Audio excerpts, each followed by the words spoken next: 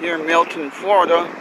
We got FGAR locomotives number 8143 and 6300 right over here.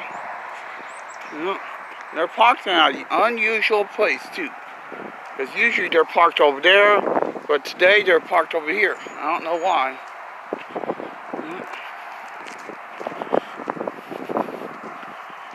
Yeah.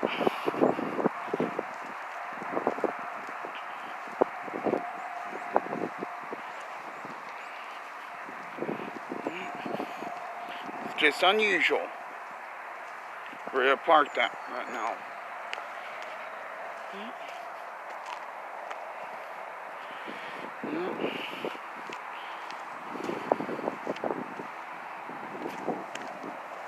One lumber car. They have an entire train parked over there too. I just don't know. I can't get to it, no, but these are what the locomotives look like, yeah. A143 and 6300.